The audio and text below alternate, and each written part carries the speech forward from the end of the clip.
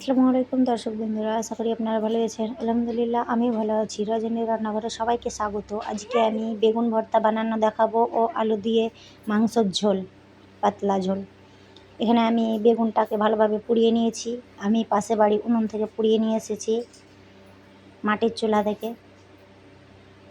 এখানে বেগুনের খোসাকে ভালোভাবে আমি ধুয়ে পরিষ্কার করে নিয়েছি। আর এখানে পেঁয়াজ কুচি, ধনিয়া পাতা কুচি, লঙ্কা কুচি করে রেখেছি।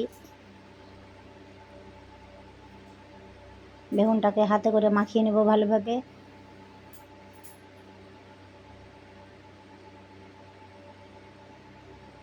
মাটির চুলার বেগুন পোড়া আলাদা স্বাদ।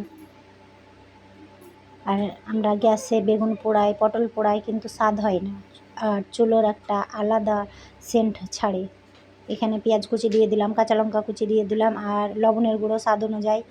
আর এখানে সরিষার তেল দিচ্ছি, কাঁচা সরিষার তেল মাখা করে নিচ্ছি। ধনিয়া পাতা কুচিটা দিয়ে দিলাম। সবকে একসঙ্গে আমি মাখা করে নিলাম। এইভাবে বেগুন ভর্তা বানাবেন, খুবই সুস্বাদু লাগবে। আপনারা চাইলে শুকনো লঙ্কাকে পুড়িয়ে দিতে পারেন।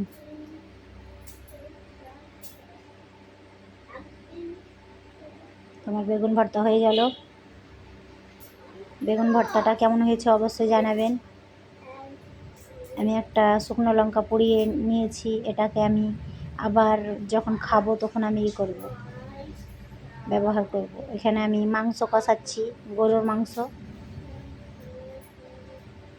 গরুর মাংসর আজকে আলু দিয়ে পাতলা ঝোল করব। এখানে আলু দিয়ে দিয়েছি, এবার কষানো হচ্ছে। আর বাইরে কত দেখেন গরম, রোদ কত আজকে, বাইরে কত রোদ দেখেন।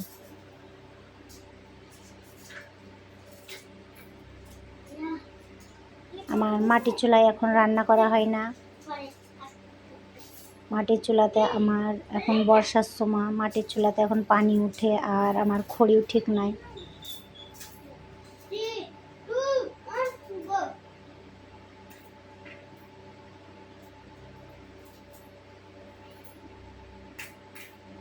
মাংস কষানো হয়ে গেছে, দেখেন কত সুন্দর কালার হয়েছে। এখানে আমি এবার গরম পানি দিয়ে দিলাম পাতলা ঝোলের জন্য।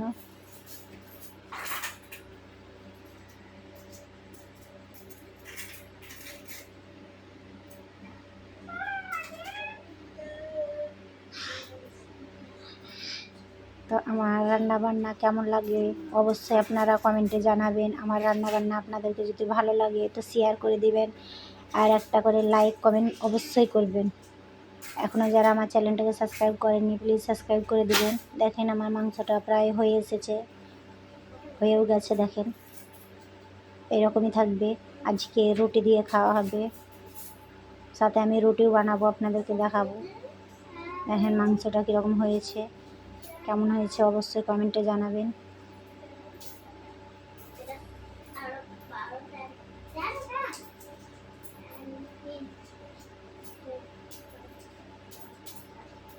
প্লিজ আপনারা একটা করে ফলো করে দিবেন। ফলো করতে পয়সাও লাগে না, টাকাও লাগে না।